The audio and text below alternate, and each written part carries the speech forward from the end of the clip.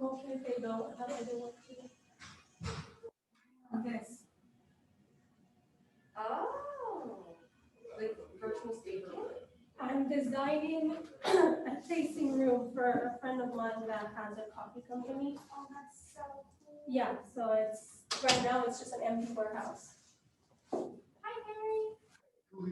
I'm good. Are you going to use the PowerPoint? No, I'll just talk to her. I'll sit down next door. And then you also have pizza and champagne virtually. And then if you could use a microphone, that would be great because it's hard for the virtual people to hear. Oh, okay. Someone's waiting to see. Yes, that is Carla. Carlos. Carlos, can you hear? Carlos, see me? Yeah, Is this better with the microphone? I don't need to wear a mask, do I? No, you don't. Got you up here. Okay. So I have Tara and Carlos and Keiko. Keiko. Yes. Hi, nice to meet you. Nice to meet you too. Good, good. So can you guys hear me? Yes. Am I supposed to be looking this way or am I supposed to be looking this way? Doesn't matter. the other way. The other way. Okay, here you go. The camera's right there. Okay, great. If I forget about you, I only have one in the audience right now. Her name is Kiko, so I'll try to turn around and talk backwards.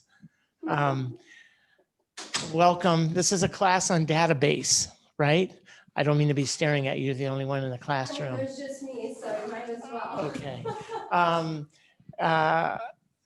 I don't know if any of you guys know who I am. I'm not that important.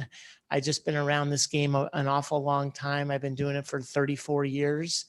And I could tell you pretty much everything that goes on around the Conejo Valley. But the class is about database. And a database is everything. It is the ultimate. And I say the ultimate is because I'm 62 years old and probably going to retire here in the near future. And what I can do after 34 years is sell my database.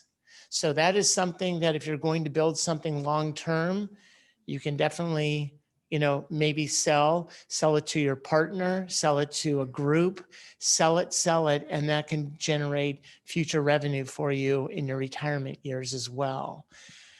I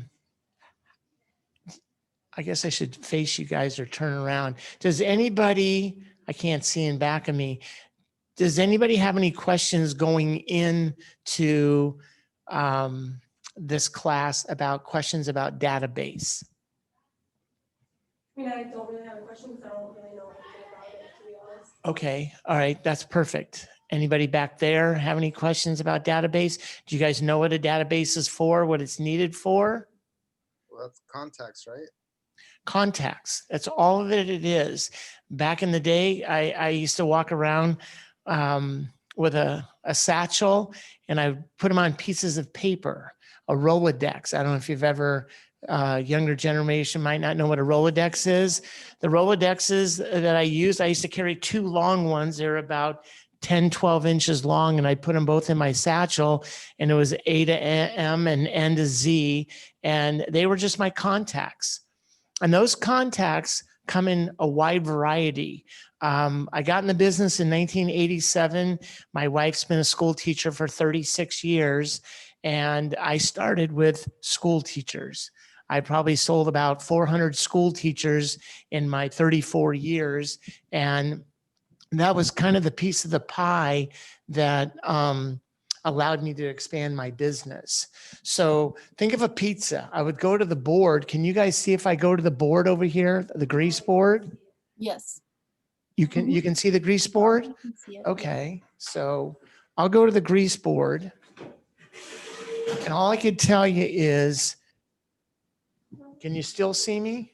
Yeah, if you stay on that side of it, it'll be. Okay, if you just take a pizza and you cut this pizza into slices, you with me? Mhm. Who's in your, I guess we have Michelle and we have another gentleman without a name. So welcome, Michelle and Ryan. Nice to meet you all. I'll go back real quick. Just my name is Perry Abourisk, and I'm just talking about database. Michelle or Ryan, do you have any questions going into this as I ask the others? Do you have any questions about database? Do you even know what a database is? I do. I don't have any questions though, but thank you. Okay, Ryan, I'm good. you're good. Okay. So can you guys see that grease board over there where the pizza with the slices? Yes. Yes, I guess you can. Okay. I would pick one. You know, everybody runs around all over town looking for business. They go to school teachers, they go to factory workers, they go to professionals, whether they're attorneys, whether they're CPAs, whether wherever. And if you're all starting at the same spot at the beginning of the race, I would find a niche. My niche I mentioned earlier, for those that just joined, my wife's a school teacher for 36 years. I started with teachers and that just kind of blossomed. So my teachers here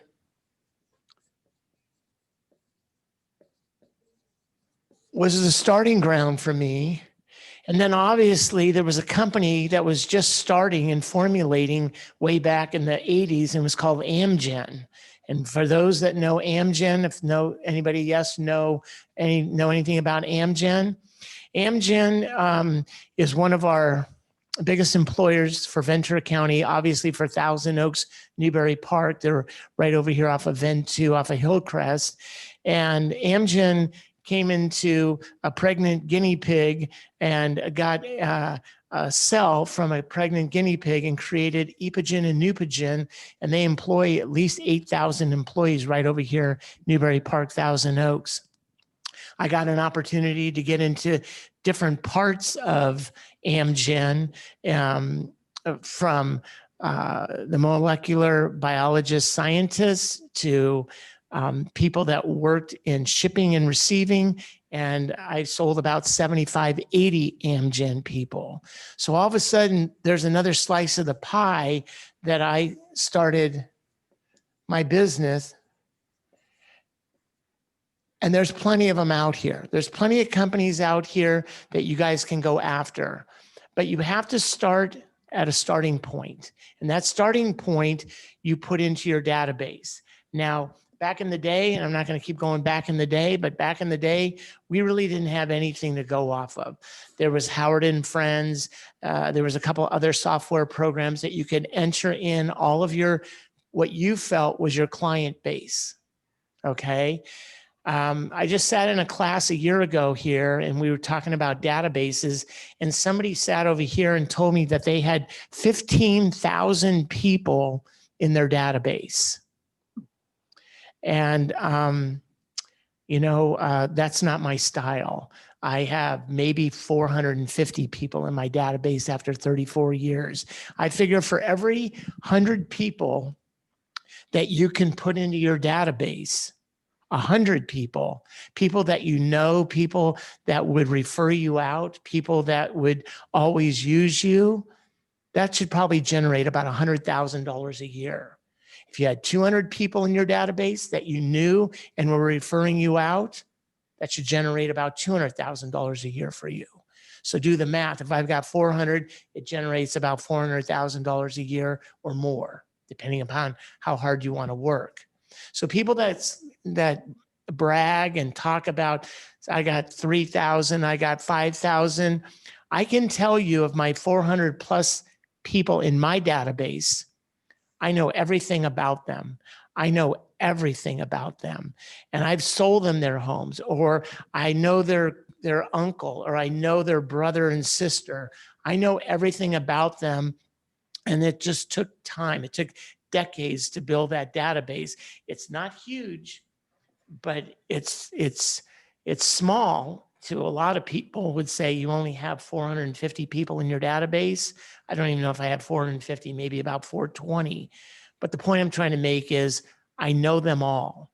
And I feel very confident if I was ever going to represent them in any fashion that they would always call me. The database kind of leapfrogged where today's world, we have command.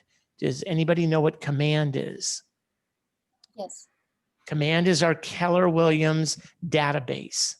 And to me, it's the greatest thing that I've ever seen in 34 years. And the reason I say that is the mere fact that I have a partner, Linda. She's been with me for about 11 years now.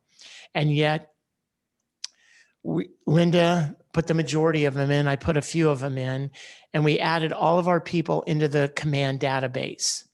We also went back and Linda uploaded, as I did as well, uploaded their anniversary dates when they moved into their home. So we put them on a system. I don't know what you call it, but it's a system within Command. And yet we added the database to Command. And every time that there's a home anniversary, it notifies us. And I get, after 34 years, I get 3, 15, 18, week to week. I call all of those people and I sing them a song. I'm a pretty funny guy. I sing them a song, happy, happy home anniversary.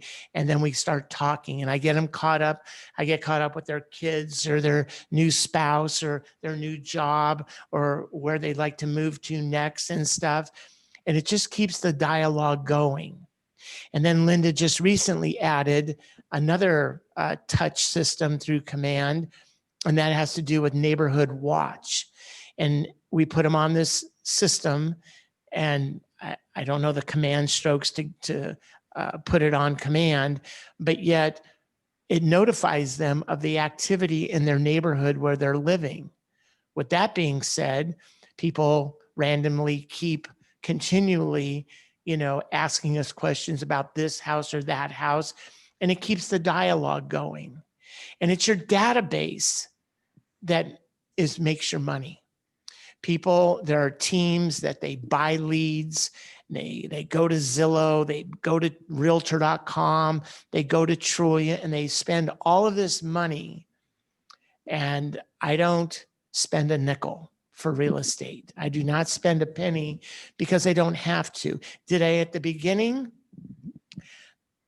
I should have spent money, but I had no money. When I started, I didn't have a nickel to my name. I was in banking for 10 and a half years and I lived paycheck to paycheck. Okay. I didn't have any money to take a listing and buy a flyer or market it in the newspaper going back into time. I had no money. So I took a different path. And the path that I took was to represent buyers. And that path led to the fact that 4 years later, 7 years later, those buyers became my seller. And then they either moved out of area, they moved up, they moved down, and it perpetuated more activity for me. So everybody that wants to be a listing agent, God bless you. Good luck with that. I chose a different path because I didn't want to get into cutting commissions. I didn't want to get into the continual fight of sitting at the table trying to defend my efforts or my knowledge in front of other agents or what other agents have led those sellers to believe. I felt that if I could honestly teach people about the buying process and I could show them my knowledge, and mind you, we'd get in the car and I would drive them around. We'd go through Taco Bell. I'd tell them jokes and I would teach them about the different tracks. Today, learning the tracks is kind of a lost art. Many people don't know this track versus that track versus this track. I learned to look at the roofs. So I go into the satellite view and I look at the roofs and I can figure out what the tracks are. Is that still a good way of doing it or no? Honestly, no. If you ever want to know how you can differentiate one track from another, especially when the tracks are abutting, I can tell you all of that. We can forget the database class and I could teach you real estate today if you want to know it and make money, because that's what you're all trying to do, because you're all going to these classes, you're all learning, and yet it's like a golfer, you know. You do. You have to, instead of sitting at the driving range and hitting bucket after bucket of balls, it's not going to make you any money. You have to go out there and play the game. You have to play golf to learn the game, because you have to learn the course. And the course are the streets, are the houses, and what they're made of. Okay. So it's not sitting here in a classroom right now. And I'm not criticizing education. I'm criticizing that you need to engage. You have to participate. You first and foremost, you have to be yourself, and you have to be able to have the gift of gab. You have to be able to have that ability to talk to people. They're looking for two things, the consumer. Anybody have any idea what a consumer is looking for in a real estate agent? Yell it out if you know it. Validation. You've been to my class before. No. That's it. Did everybody hear what she said? No. No. Do they trust you? And do you have knowledge? Those are the two active ingredients that make every successful transaction. If you possess those two ingredients where they trust you, and not everybody's trustworthy, and you're knowledgeable and you can teach them something, you're in. You will be in forever. And when you really get down to it, it's relationships. It's all about having a wife, having a boyfriend, having a grandmother. Do they trust you, and do you have knowledge? It goes back to the heart and the root of people. And that's what it really comes down to. And if you don't trust that person, then they'll find another agent.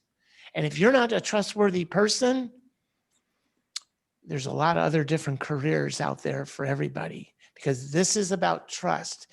They're trusting you to teach them about escrow, about construction. Now, I do have a little bit of advantage here, and that is 42 years ago, I used to frame homes. So I'm very aware of how homes are built. So when I would drive people around and show them homes, I can explain to them how this house was built, whether it was back in the 50s, 80s, today. I understand how that works. And again, it goes back to the knowledge side. You have to have knowledge. And if you don't have the knowledge and you don't know, if you're selling cars, are you selling a 4-cylinder, a 6-cylinder, or an 8-cylinder? And if all of a sudden somebody pays $40,000 for a car, and they get home and they said, I bought this new car for $40,000, and then you found out you only got a 4-cylinder, when maybe you thought you were getting an 8-cylinder, that's an unhappy client. So when somebody buys a home and it looks pretty, it's got all the colors that everybody wants today, but they move in and find out it has cast iron sewer lines and their sewer backed up, and now they got to trench it out, and it costs them $6,500 to tie in a new sewer line to the lateral. They're not going to be happy with you. And why didn't we investigate this when we were in escrow? Okay. So knowledge just takes time, and that is doing transactions, engaging, finding transactions any way that you can. But then when you get into that transaction, you perfect it better than anybody else. Okay, station break. We'll go back to database. So now I think my first year, I think I did 6 transactions. This is like 1987. Market was going up, 87, 88, 89, 90 kind of went sideways, and then it fell from 90 to 94. But the next year, I did like 12 transactions. And I thought, oh my God, I'm just going to keep doubling my business. Well, then the economy changes, and all of a sudden things happen, and get as many transactions as you can in. You know, I hear a lot of new agents. I'm going to come in here and make $250,000 in my first year. I've never known an agent to ever make $250,000. I've never known many agents to ever make $100,000 in their first year. But real estate as an agent, to me, it's a slow moving vessel. It takes a while to get it going, but once you get it going, you can't stop it. It's a runaway train. It just keeps going and going and going. And there's really, unless you, pardon the language, screw it up, it's really hard to stop that vessel from going forward and making more money. You make You start off in a job and you make pretty good money, and then eventually they let you go when it's retirement time. And at the end of your life, you make less money. It's kind of the reverse in real estate. You start off slow and you make a lot of money at the end of your timeline than you do, at the beginning of your timeline. Now, I've been in classes where I'm the first one sitting there in the front row trying to, learn as much as I can, but I needed to work. I needed to work because I wanted to buy my wife a house and I couldn't afford it when I was in banking. And that's why I left banking after 10 and a half years. Station break. Questions? No questions. I feel like I'm not as bad as I thought I was. No. It's reassuring because I've been in since December. I just changed brokerage. Right. And I've done 5 transactions. So I'm like, okay, I feel better about myself. Are you in the first year? Yes. You're doing great. Yeah, if you can get 5 and next year you get 8 and you get them under your belt. And what ends up happening is over time, your confidence will grow. Okay. But you can't walk around like you're all that in a bag of chips when you've done 5 transactions and you're a know-it-all. People will sense that. The consumer will sense that. Now, you guys are at a huge disadvantage right now to acquire your database. And that is, you don't get to go to open houses. You don't get to, walk farms. And if you know what farms are, you don't, but you can. There's just a different way to skin a cat. You can, be going to the grocery store and engaging with somebody in the aisle. Hey, can you move your cart? You're blocking the aisle. And next thing you know, you're engaging and you're talking to that person. And it started in a grocery store aisle. You go get your hair cut. And when getting your hair cut, you're talking real estate to the person that's cutting your hair, and the person in the next chair is sitting there listening to you, and all of a sudden they want to engage with you, and you start a conversation, keep a card with you, hand them your card. But I took the approach that I wasn't going to chase people. I'm not a chaser of people. I don't have that personality. So I thought if I learned something and I knew something and I could offer advice about the contract or how an escrow works or how lenders work. Don't forget, I had 10 and a half years of banking, so I feel more confident than most lenders on the street, understanding debt to income qualifying ratios and things like that.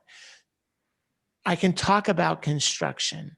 I can talk about the vendors that we have. We have 62 rental properties, and I'll get into another slice of the pie because right now it says teachers and it says Amgen. And expanding that wheel and getting a little bit from different industries and stuff can allow you to build your database. So let's say now you've been in the business for 5 years and you have 125 people in your database, people that you know. You can buy information and say, well, they're in my database, and you can send them stuff and they'll unsubscribe and unsubscribe. They would much rather keep you in email format if they've at least met you.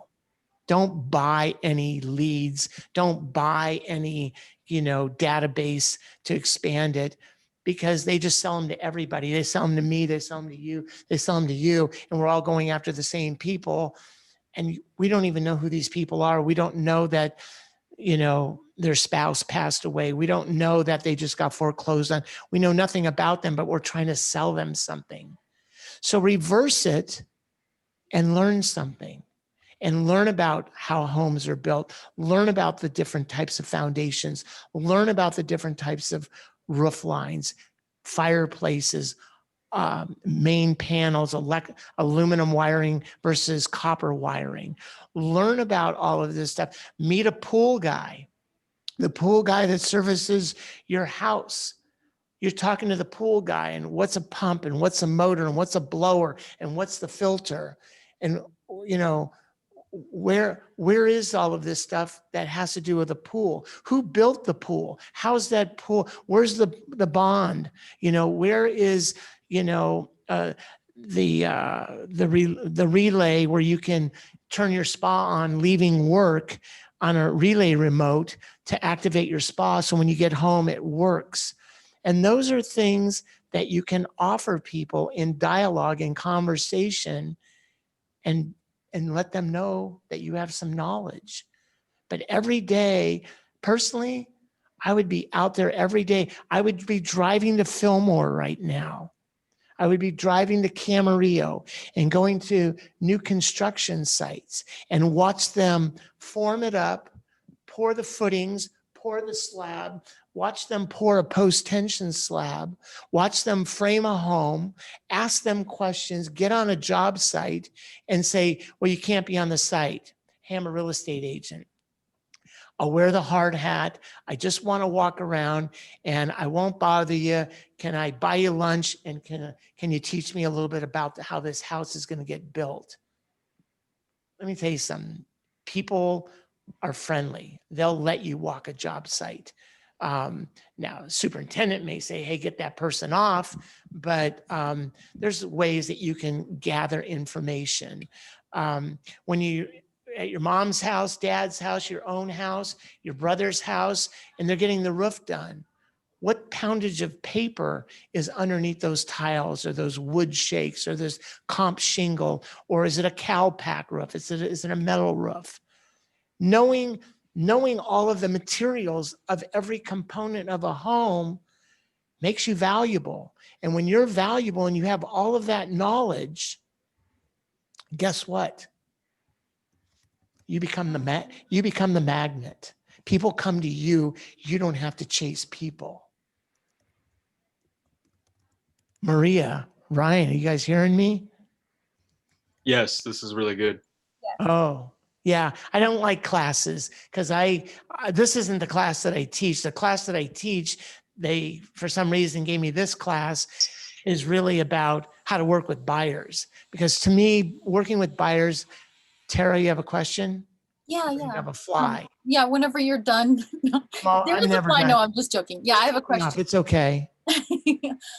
So in order to get to know the different tracts, what would you say is the first step? Should we look at the NHD kind of reports and try to find out about the land? Or where would we start, would you say, to get to know the different tracts? What resources?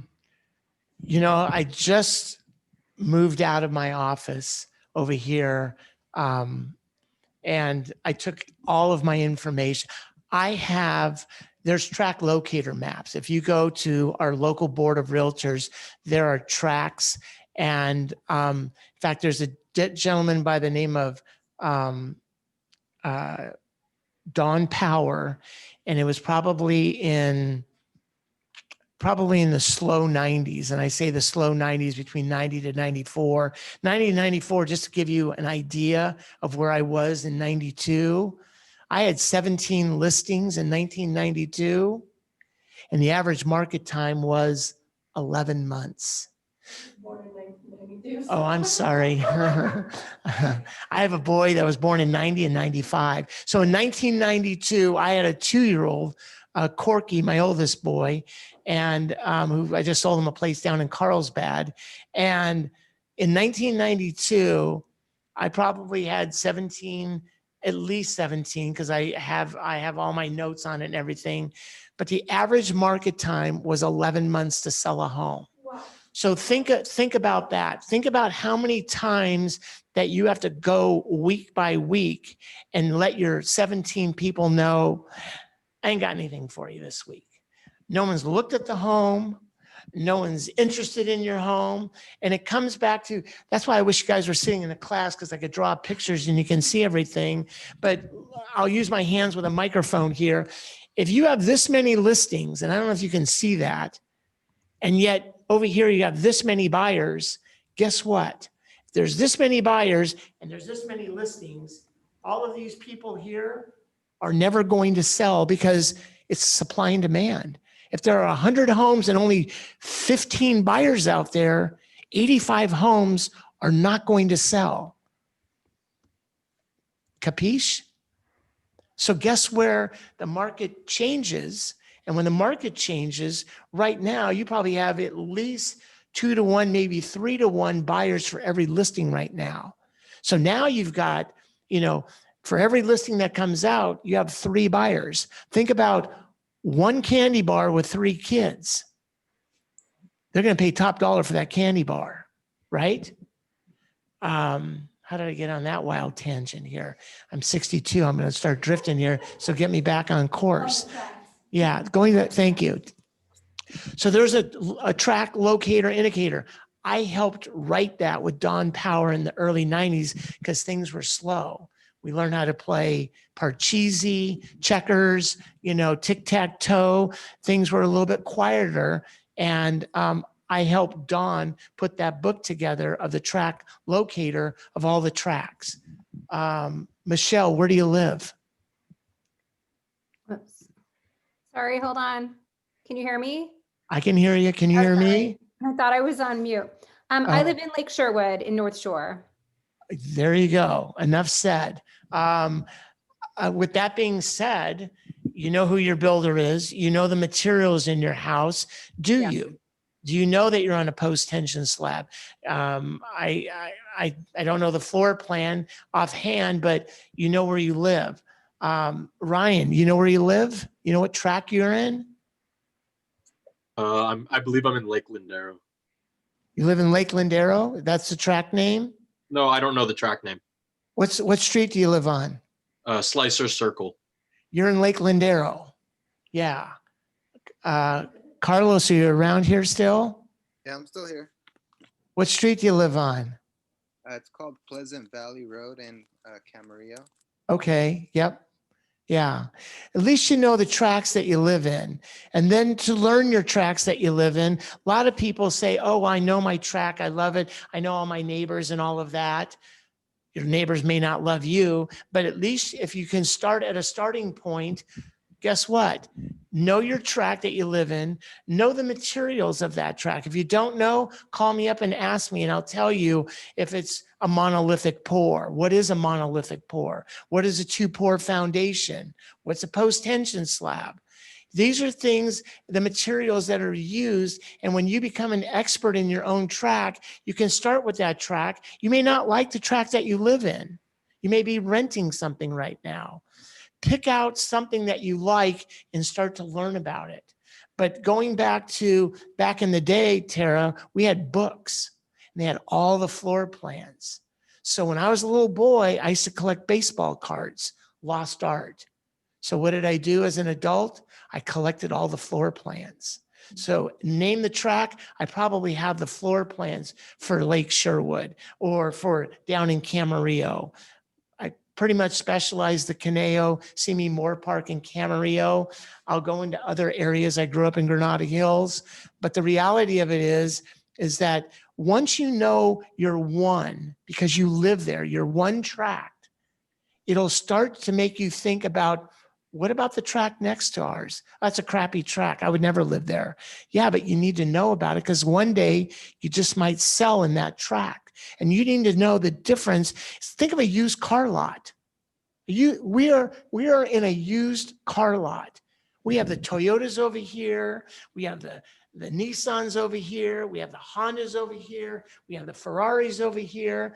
And you have to be able, if you want to, you have to be able to learn the different tracks and become more knowledgeable.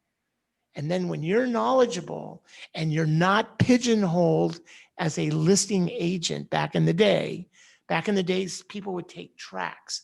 And like a dog, they would go around their tract or tracks and say, this is my territory and nobody can go in there. And they were very territorial back in the day. God forbid you went into that track because you knew somebody and they listed with you. It was miserable with that agent who has surrounded that area that was my track. Today, it's much different. So you're free to roam. People back then, people would say, well, what tracks do you cover? What do you specialize in? And I would always say the Canale Valley, because my buyers would buy all over the Canal Valley, in Simi Moore Park, in Camarillo. I wasn't too fond of going back to the valley after I left it. But the reality was I wanted to be everywhere. I didn't want to be pigeonholed into that one tract.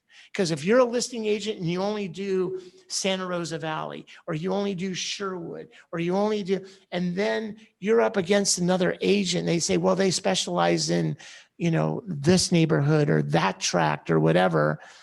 And that could be used against you. Well, they only know that. I know this better. And you get into that, war of words. Learn your tracks. There's a track indicator map. There are floor plans that you can uncover. You're not going to get all of them, because I also, when there was a new housing project, I drove there. And of course, I said, I've got somebody interested. I have 2 people interested. And I would get their floor plans. I would get their price guides. I would have everything. And then I would categorize them of Thousand Oaks East, Thousand Oaks West, Newbury Park, and I'd put all of those in file folders. And then 10 years later, I get a listing in a tract, and I go back and I go, I have the floor plans to all of the models in that tract. That's impressive. Yeah, took time. So I know who to call if I. Yeah, I Perry. don't know the model. So here's another thing too. Spend some money, spend some gas money, get an electric car if you need to, charge it up with a 110 or 220. Do whatever you need to do, but drive the streets. If I was writing on the grease board, for those that know the intersection of Herbs and Arbalest, there's a shopping center there. Diagonally across is the Symphony track. In the Symphony track going in, you can get on a street called Ricard. If you take Ricard up, it goes into 5 different tracks. Okay? What are those 5 tracks? And they're all abutting. It goes from the Symphonies, it goes to the Braemar, it goes to Peacock Hill, it goes to Fieldstone. And those are tracks. And how would you know? They all look the same. They're all brown stucco boxes. That's all we build out here, are brown stucco boxes. So how do you differentiate one track from the other? Well, one builder's a good builder. One builder's an okay builder. One builder's a crappy builder. Okay. And you need to know that, hey, if you're going to sell a property and that's a crappy builder, and they've got old materials that were built in the 70s or something, for the same money, you can go over to this track and get a better foundation and get, better plumbing and get all of those things. And you can give them options. And they're going to go, I've never been over here. For 34 years, I've taken people out in the car and they go, I didn't even know this was here. And these are people that have lived in this town, the Canal Valley, forever. They grew up as little kids here. So all of a sudden, I have teachers, I have Amgen people. I was unsuccessful at a lot of things in real estate. I tried to walk farms. No one would open up a door to a man at 2:00 in the afternoon. I'm a murderer. Okay. So very unsuccessful walking farms. I tried cold calling for one night. That was it. I tried warm calling another night. That was it. I failed at almost a lot of options in getting into real estate. But the only thing that I found that I was successful at was when I had somebody in the front seat of my car, I could teach them about construction. I could teach them about the process. I can teach them about the different tracks. And that's where I gained an audience of trust, and I had the knowledge. And that's something that I don't care if you're 2 weeks into this business, there are agents that are walking the streets today. Look in the MLS. They've been around 30 years, some of these agents, and they know nothing about real estate. I've had transactions with them. They have the home in the wrong tract. Eventually, we're going to get sued because you're advertising this as a Chevy Camaro, if you know what that is, and you're really selling them a Ford Pinto. So it's going to be incumbent upon agents to get smart and understand the difference of the different tracks, because the different tracks have different materials. Back to what you all came here for, and that is your database. I am now working with the kids. I'm 62. I sold, people my age. And when I started, I was 28. I looked 20. Okay. And in doing so, I decided I was going to be the condo king. So I learned all the condos first with my buyers. I had been in real estate for 2 years and never sold a home. I've sold condos, but I never sold a single family dwelling. What are the 3 different types of ownership in California? Anybody know? I'll tell you. You only have 3. We're not in New York. We're not in Chicago. We're in California. We have single family dwellings. We have PUDs, which are planned unit developments, and we have condominiums. Those are the 3 legal ways to take ownership. 2 of them are similar and 1 is not. I wish you guys were sitting in the class and you can raise your hand and talk. The one that is not is a condominium. A condominium does not come with a lot. A condominium, you only own the airspace within the walls. Okay. Somebody could be above you, somebody could be below you, but you do not own any land. You own fractional ownership. With me? With a single family dwelling, you obviously own the lot. So what is a PUD? What is a planned unit development? It's legal, but you guys need to know this. HOA? It has an HOA. It's a single family dwelling. I'll expand that for you too. It's an HOA. It's a single family dwelling that has an HOA, homeowners association, or a POA, which is a property owners association, attached to it. The PUD, the planned unit development in the single family dwelling, you own the dirt that it sits on. You get a lot number. And that comes into play, especially with condominiums or townhomes. So what is a townhome? A townhome is not a legal form of ownership in California. A townhome is an architectural style. It's called row housing. So when you buy that townhome, so if you go over to Westlake High School and you go on the backside up via Meridia or up via Colinas, the builder cheats. The builder was Griffin, and the builder says, beautiful townhomes. Well, there's a mishmash in there of townhomes and condos. But the answer is they're all condos. There's 660 units up via Colinas in Hidden Canyon built by Griffin. They're all condominiums, but the builder called these other ones townhomes, and they're not. They're architecturally a townhome, but legally they are condos. They're all condos in there. So what's better? A single family dwelling, a planned unit development, or a condo?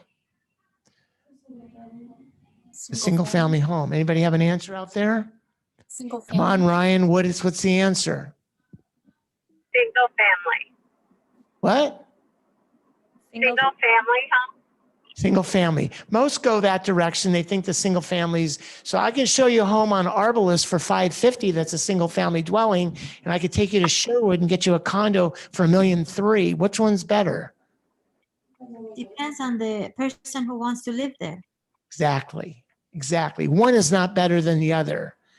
Okay. They got to park them in 3 categories, and those are the 3 categories. And 2 of them come with land, and the condominiums have no land included. They're fractional ownerships. You need to know this because why? Because sometimes you're going to go out and you're going to show condominiums. Okay. And in showing those condominiums, are they VA or FHA approved? Is the complex VA or FHA approved? Okay. if there's a complex out there that is a PUD, they look like condos, but you own the land, then because it has a lot number, you can get FHA financing. So knowing what you have is dictated by what the lender will allow, and that comes into play. So anybody that takes a condominium listing or a PUD listing, but it's labeled as attached versus detached, you need to know that so you can get more people to the party to sell your listings, because of the fact that if you know that it's a PUD, even though that it's in a condominium complex and you own the land, it opens more doors. It opens more doors for more buyers to come in there, because a lot of complexes today are not VA and FHA approved. Sit with a lender. Okay. I could think of 3 lenders that I would like to work with. And after that, I don't need any of them. There's 3 lenders in this town that I think are amazing. Sit with them. Sit with the lender of your choice. Sit with somebody that knows something about loans, underwriting guidelines. The guys on the street and the ladies on the street that are lenders will tell you, oh, I can make that loan. And then you get to the end of the escrow and they can't. And now you've put your buyer's initials deposit in jeopardy because you've removed all of your contingencies. Okay. So sit with a lender that knows that underwriter. Know the difference of the different types of lenders. A portfolio lender? Who's a portfolio lender? Bank of America, Wells Fargo, City Chase. Those are portfolio lenders. They have their own money. It's like walking up to McDonald's. It's a menu. This is what we have. Mortgage broker. Mortgage broker has no money. They're sitting on the sideline and they have pools of money that they can pull from Bank of America. They can pull from Wells Fargo. They're a middleman. They're a broker. They have no money. Now, I'm not getting paid for what I'm going to say next, but let me tell you something. She's the best damn lender I've ever worked with. And I came from banking, so I'm critical. I used to audit lenders, commercial loans, installment loans, real estate loans. And that's Judy Hoffman at Homebridge. You don't have to use her, but if you ever have a conversation with her, top notch. She knows underwriting guidelines. She's been at it 37, 38 years. She's an amazing lender.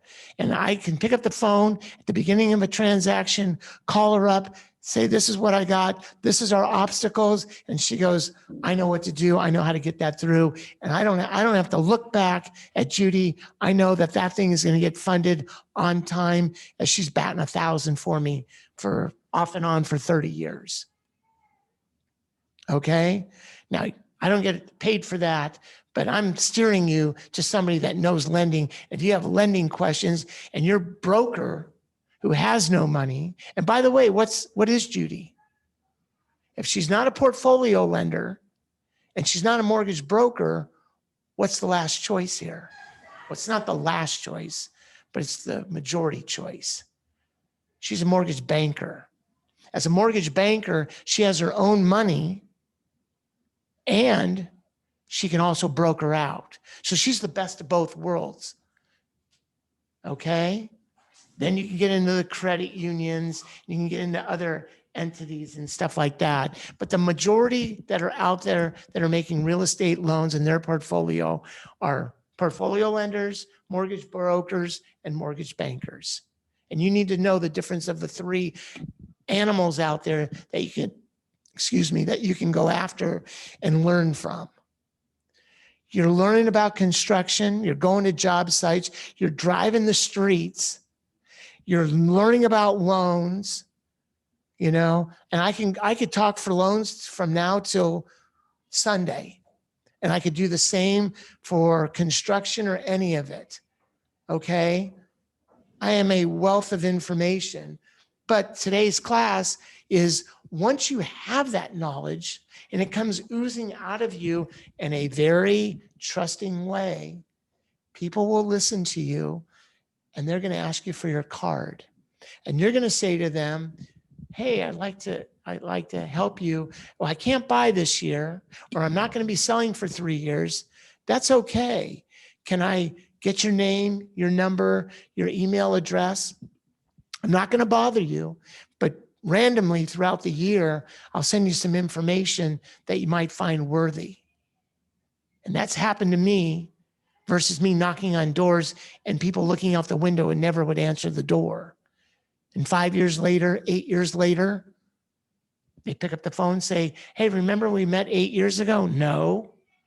And then they kind of recite what happened. Oh, yeah, I still don't remember who they are. And next thing you know, I'm listing their home, or they want to buy something, because things change. Money gets handed down from grandparents to parents, from parents to kids. And if you made it well with the parent, guess what? You're in that sandwich. You get their kids, and then when mom and dad, the grandparents pass on, you also get their probate or their trust sale and things of that nature. I just got here before class started because a mom passed away last week. The daughter called me. The daughter's 58 years old and wants to know if in fact that can her son buy the property and retain the property tax base, which is at $1,200 a year. So, you can in with conditions, and you can. I called up the County of Ventura Assessor's Office. I was on the phone for 40 minutes. That's why I just barely got here before class started. And the answer is yes. If the grandmother passed and if the mother had passed, then he can do like a parent to child transfer to retain the lower property tax base. He could have done that, but in this case, the mother just called me. She's still alive. So he cannot retain that. It'll get reassessed when there's it triggers a transfer of ownership, a conveyance in the world of title. Learn your title. Find a title rep that understands title. And if you can't get an answer out of a title rep, bypass them. Go to the title officer. I just had to tell a title officer how to do her job last week to close an 8-day escrow. She says, well, I've never done that. I said, you're a title officer. Don't tell me that or I'll switch title officers. She goes, well, let me talk to my county manager. John Arnold, I know you're county manager. I've talked to him many times. We had a transaction and it was a short escrow. It was an 8-day. It closed yesterday over on Tennyson. And yet, of course, they sent out a demand. We had a loan outstanding on that. And yet the lender says, oh, it's going to take me 5 to 7 days. Not happening. So what we did was I got on the phone with John. We're going to close it. They're going to suspense it. Sales price is $635,253. $35,000 ballpark worth of expenses, $600,000. My guy owes $4. It's all public record. I could talk about it. My guy's going to net out of it $200,000 worth of proceeds. So the buyer got squirrely and said, hey, we asked you to close in 7-8 days. And I said, calm down. We'll close in 7 or 8 days. We closed it. He owns it. And my guy doesn't get his money till today. Okay. So they held the money. They paid off the loan. And now my guy will get his money, even though it closed yesterday or the day before. Okay. So there's different ways to skin a cat, nothing illegal. It's all above board, but the title officer wasn't sure how to do it. And I was like, come on, you can do better. So if you can't get an answer from a title rep and you can't get an answer from a title officer, switch companies and find another rep and find another, title officer that understands what's going on. Because when you have that knowledge, again, people will come to you. You don't have to chase people down. Ryan, what do you think of this class? I'm liking this, I feel like I'm just like you in that, I'm really not liking the whole idea of chasing everyone down. But if you become knowledgeable, like, for example, with the tracks and everything, and you can really start helping people and educating them on what they're really wanting versus what they think they want. I don't know. I think that's an entire game changer. Yeah. Yeah. It's people today that are still in the business 20 years are buying leads. Look, people make $1 million and then find out they've got $700,000 worth of expenses. And I don't spend a nickel. And I'm not here to brag. I'm here to tell you, you don't have to spend any money to make money in this business, where I can tell you people that walk the hallways all around here that are spending gobs of money, puffing their chest out and all of that. And yet it's not what you make, it's what you keep. And your obligation is to you, your family, your kids, your grandparents, if you're taking care of them. But there was an agent, I was on Teal Boulevard for 20 years at Prudential, and there was an agent and she just wasn't fitting in at all.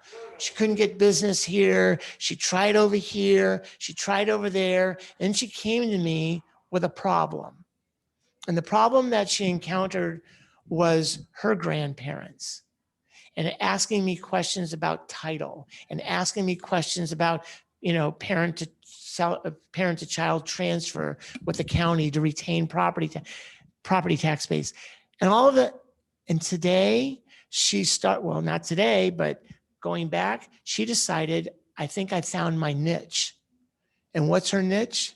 She became certified as a senior appraiser or senior agent, where she's got that SR on her card or whatever that says that she's certified to work with seniors. And she loves it. She fought and fought and fought and fought trying to get into this business. And accidentally, because of a family transaction, she had felt, I just get along better with the traditionalists, people that were born prior to 46. And then from there, those people needed help, referred to the parents. And then parents have kids. And she takes care of the whole families now. And she's doing a great job. It's now called Berkshire Hathaway. She's doing a great job over there. But she was struggling and struggling and struggling. And now she's doing great. It took time to gain that knowledge, okay? But she's very trustworthy. She cares about people. And she was the doting granddaughter, the doting mom, always taking care of the seniors. So whether it's a senior, whether you're hardcore and going after, corporate people, working at different levels over at Amgen, talking to school teachers, if you play golf, don't play so much, but the starter, the guys that rake the sand trap. I got into, a little joke here, people are dying to get in there. I was over at Pierce Brothers for a couple of years because I sold all of the workers that are digging graves over there. I sold them all their homes. They landscape my front and backyards, and my clients. I got to know those guys. They would be weekend warriors doing landscaping jobs at a good price. To them, it was great money. Okay. So you can get it anywhere. You can't sit back and say, well, we can't farm.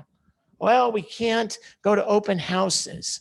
There are so many other ways to interact with people. And then you got them because you're building your knowledge. And if you're trustworthy, they're going to come to you. You put them in your database, you've got them, and you drip on them. I don't like that word. You keep in contact with them. Hey, I was just sold a house over in your neighborhood, 2 blocks over. How are you guys doing? Want to let you know that we just listed it. Hey, want to let you know that we just closed escrow and we got a really high price for it. There's so many. Walk over north of the cemetery here. There's all those industrial buildings over there. All of those guys are electricians or plumbers. We have 62 rental properties for about 38 different investors. I like investors a lot. It's easy. I taught a class here a couple of times here, how to work with investors. Understanding how to work with investors opens up doors where all of a sudden you can start selling investment property, knowing cash flow, knowing all of those things that I teach. But the point of the matter is, whether it's an investor, it's an Amgen person, it's somebody working, digging graves over at Pierce Brothers, you know, you can add them to your database. You can categorize them. You can categorize them by neighborhoods and tracts that they live in. Hey, just let you know, I got 6 people in this track. Let me introduce you to the other 5 people. And you guys, if ever, you know, if it's okay, I got clearance. And if you guys ever know each other, if you have any questions with your sewer line or you need a roofer. So we have plumbers, roofers, drywallers, electricians, landscapers, all of those guys. All the guys I'm doing my whole backyard right now. And they're all my clients that I sold homes to. Okay. Point being is there's an abundance of work out there, and there's not a lot of agents that are going to take it to the next level and learn about the process and learn about escrow and title and construction and tracks. And I can go on forever, and you can slither past all of them and get to the finish line faster than anybody. And it depends on how much you want to work and how much you don't want to work. But nothing takes, you control your destiny by your knowledge. I can't teach you how to be trustworthy. That's a class that you have to go see somebody else on. I can't teach that, but I can teach you all day long about knowledge and understanding the components that makes this industry run. Find a lender, sit with that lender, ask them to scratch out on the dirt, come to my class. What are debt to income qualifying ratios? Everybody should know this. I just sat yesterday with a neighbor. And he's like, you know how old I am? I said, 50. He's like, I'm 52. He goes, I've never even heard of this before. Once you understand it, it's a lifelong lesson as to how much you can spend on your income. Whether your spouse is a regular employee and you get a constant check. I've been married 35 years the other day. My wife is a school teacher. There's no interruption of revenue stream. So it was easier for me as an agent to budget because I had another source of income coming in the door. There's another thing, do rentals. How many people do you know in this business that do rentals? Not too many people do rentals. So for me, I'd go and make 2 sales in a month. And then I could go a month, 2 months, 3 months before I got another check. There's too many gaps in my income. So I decided years ago, I'll start doing rentals. They're easy and they're quick. I did one that I closed it within 3 days and I made $1,700. Did everybody hear her? No, probably not. No. So she said that she met somebody, put them in a rental 3 or 4 days later. She closed and she got a check for $1,700 for a rental. Those little rentals between commission checks fill in the gaps. And then once you start doing rentals, oh my God, guess what? Next thing you know, you're going to find investors.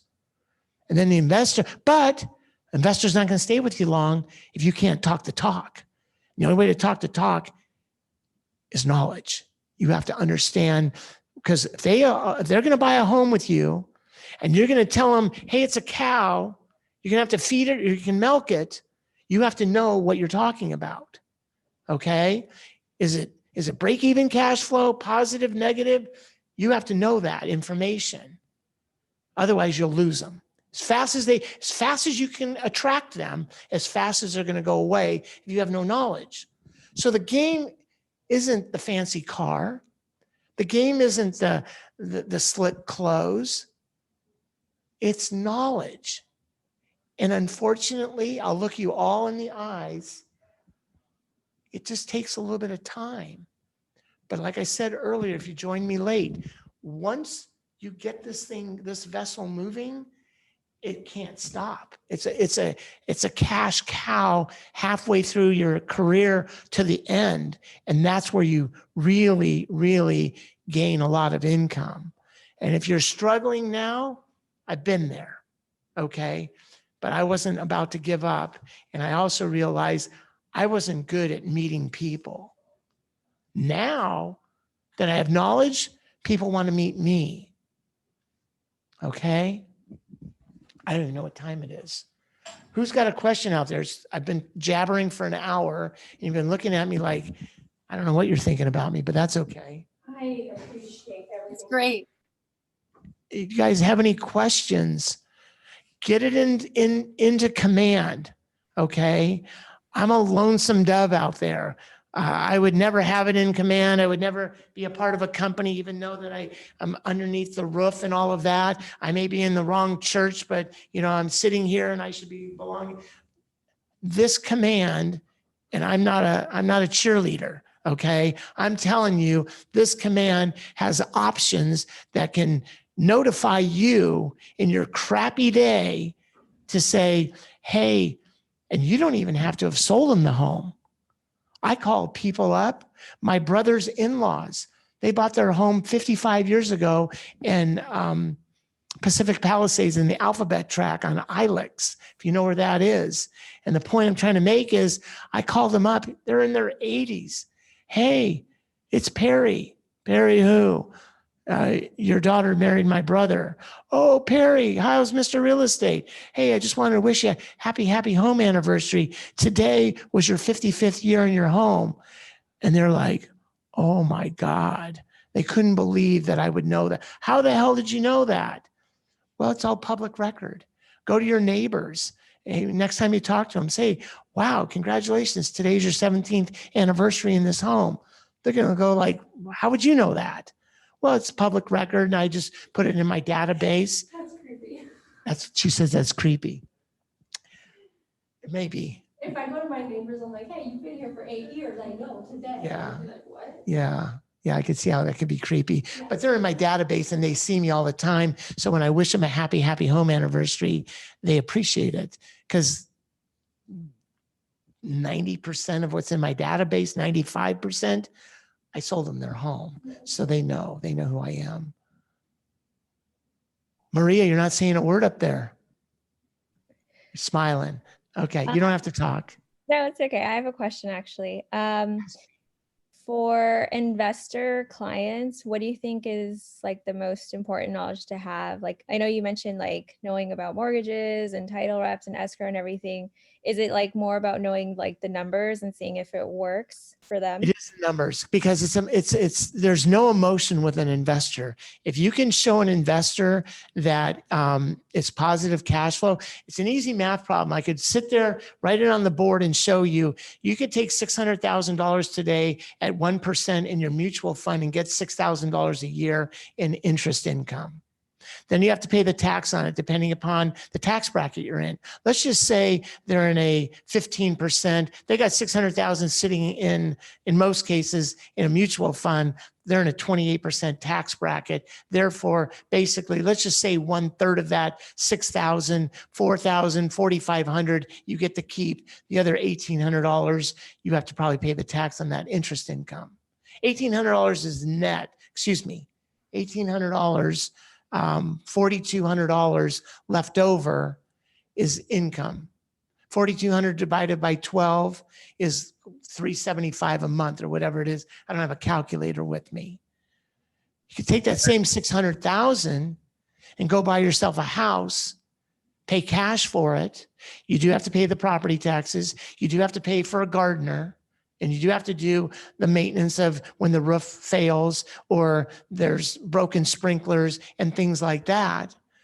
But there's a couple added things. First and foremost, you're netting out $4,200 because you're gaining $6,000 a year in interest income on $600,000 at 1%. You might get 1.5. Even if you got 2%, that's $12,000. With me? No. Oh, I'm lost. is anybody with me? Raise your hand. Yes. Say you're with me. If you had $600,000 in the bank and you're getting 1% on your money, you're going to get about $6,000 worth of interest income on that 600,000 because it accrues interest. Okay. If you go buy that same 600,000, take it out of their stock portfolio or their mutual fund and go buy one house. Now what? You're collecting $3,000 a month. Now you're collecting $36,000 a year in income. Okay. There's no loan to write off any interest expense, but you get to write off the property taxes. And then go back to your real estate principles book of 1987. I don't know what the books say today, but back in 1987, if you're buying a $600,000 home in real estate principles, 1/3 of that $600,000 purchase price is land value. 2/3 is improvement value. So basically, if that land is worth 200,000 and the house is worth 400,000 and the purchase price is 600,000, you get to take that $400,000 and amortize it. It's called straight line depreciation over 27 and a half years. So You're getting a guy or your investor lady, whoever it is, $10,000, $12,000 write-off. The property taxes on a $600,000 purchase is $7,200. You've got them a $20,000 write-off and generated $36,000 worth of income on a $600,000 all cash transaction versus getting $6,000 a year in a bank, in a mutual fund. Okay, now I follow. Okay. So there's can I tax add break. something? Hello, Real who's quick? this? Hi, Ryan. Ryan. Hi, Ryan. Yeah, Maria, like it's also important, like if you're like working with any investors to understand what kind of investor they are. So like, are they a flipper? Are they trying to buy and holds? Do they want cash flow? Do they want more appreciation? So like finding out those things can really help too. Right. Agree with you 100%. You have to, this isn't about selling. Ryan's 100% correct. And thank you for that, Ryan. It's not about selling. Everyone comes into the meetings and they want to look at the board. Where am I? Look, I'm not Debbie Downer here. I don't care where I am on the board. My responsibility and my fiduciary responsibility isn't that board to show me where I am climbing a mountain, whether I'm on Matterhorn or Mount Everest. I don't really care about that. That's me personally. My responsibility is my client. I am a problem solver. And as Ryan just brought up, are they buying to flip? Are they buying to hold? What are they doing? And that's where you're sitting at their kitchen table, talking to them and getting to know them and finding out. It's not like you're a secret agent where you're trying to find out about their cousins or their kids, but it comes out. And as long as you can retain it, and then he calls you up or she calls you up after they bought that investment property, and the yield, the rate of return, a yield is much greater. You're not getting, if you break it down for them, you're not getting 1% on your 600,000. Now you're getting 8.5% on your money. Okay. They're going to say, hey, you know what? My daughter's going to college and she's going up to Cal Poly San Luis Obispo, and it's outrageous. The rents are outrageous. So why don't we go up there, buy another one, and then her friends can rent from me. Those parents will pay. And now you just sold another investment property to this guy because of his daughter having needs, because you listened to what he was telling you or she was telling you. Carlos, are you still with us or are you sleeping? I'm here. Good. Anything you want to say? If she needs more information on investing, I have a few books she can borrow. Speak up. I can't hear you. Oh, I said I have a few books on investing real estate. If she wants to borrow them, I can give them I to still her. can't hear you, Carlos. A few books on investment if she, I don't know who's talking about, wants to borrow them. Can you hear me now? I can't hear you. I'm sorry. It's okay. I can hear Okay. you. I think you said you have books that I could borrow about real estate investing. Yeah, correct. Are you asking me if you can borrow my books? No, I'm telling Maria that I have books she can borrow if she wants to read up. Oh, he's offering that to you, Maria. Okay. I didn't mean to get in the way. Yeah, that's okay. I can let Okay. you borrow them too if you'd like. Yeah. Okay. Yeah. And as you can see, just in this class, I'm not for everyone. You know, you gravitate who likes you back, and those that don't will say, hey, great class, worst class I ever took. That's okay. You know you're good with me right now. Yeah, but that's okay. But the bottom line is it's awkward teaching a class when you're looking at a TV screen and one student in the classroom right now. But that's just the way life is, I guess, right now. Yeah, I can't read my audience. You know, I got people without pictures and stuff. So I feel like my wife right now trying to teach a class without kids there. Anyway, questions? I'm supposed to be here till 2:30 unless you guys want to go early and go for a smoke or whatever you guys do. Oh Just God, real Perry. Hello? Hi, Perry.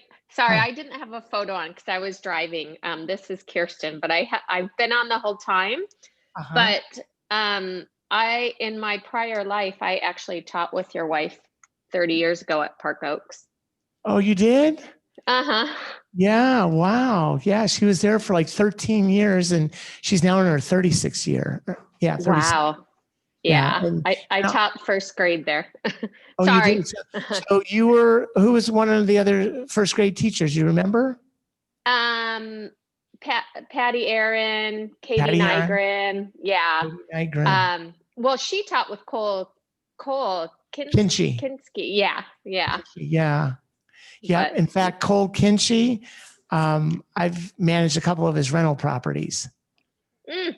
Yeah. Well, That was- you'll have to tell her hello from me. So out of that school, whether it was Kim Ubelhart, Uh-huh.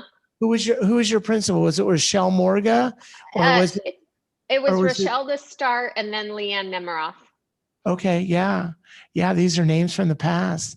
The Bairds, Yes. you Janet know, Baird. Uh-huh. Janet Baird, Nancy Smith, Mm-hmm. Ardith. All of that. Yeah, I All was of- there 30 years ago. Wow. So what got you Yeah. into real estate? I retired 2 years ago and decided I couldn't be retired, not from teaching. I haven't taught in a while, but I'm just a people person, and I have goals and wants and needs still, and Sure. I think it's a perfect fit for me. So Good, good. Well, I hope you got Yeah. something out of the class. Maria, you got your hand up. Yeah. I actually went to Park Oaks. ah, back then. Do you want to, do you know some of the people in the office?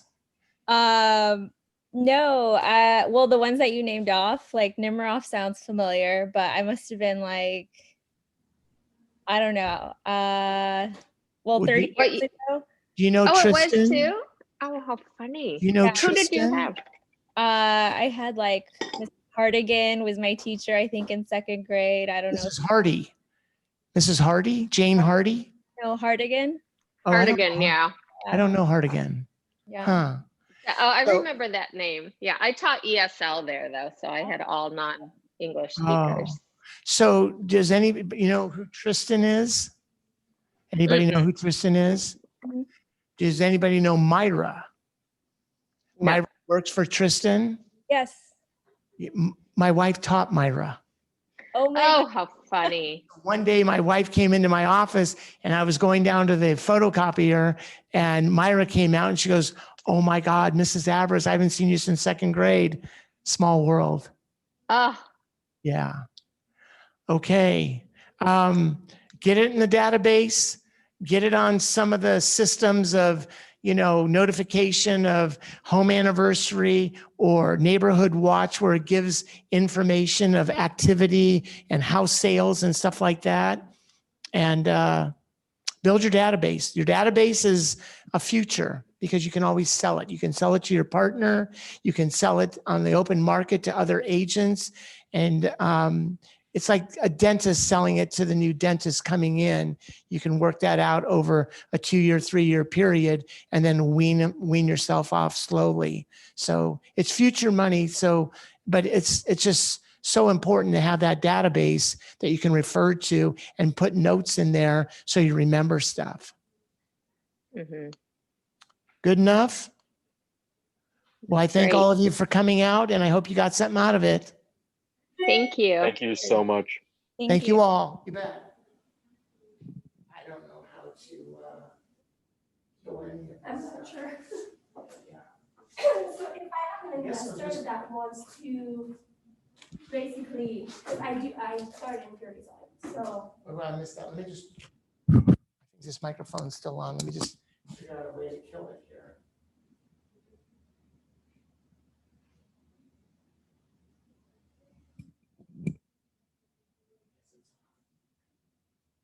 Okay. So yeah, I have a little bit, like, I can relate to what you said about knowledge, because I studied interior design for years and I worked doing design. And now I have an investor that I'm designing his coffee space.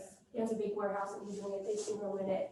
But he now trusts me and wants to invest money into me flipping houses. Okay. Is that, It's a math problem. The math problem is, come to my class when I teach a class, because I use the board a lot, and there's a handout of a cash flow analysis sheet, and it's something that is, it's just a math problem. If the Yeah. math works, you do the deal. exactly. If it doesn't, because usually, but it depends on how much money you have to put into it to get it ready and rentable and stuff like that. Mhm. So there's a weighing process of, is it worth it, is it not worth it? Yeah, And and that's then what's hard to figure out, because he was like, well, you do real estate, you should know, and I'm like, I don't know. No.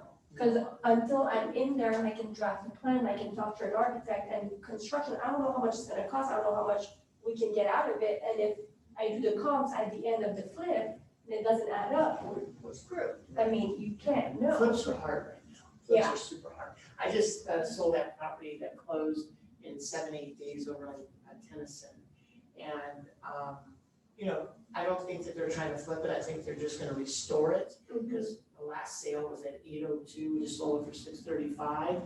But there isn't really enough meat on there to flip it. But I asked him directly. I mean, he was in the house, the buyer, I didn't represent the buyer.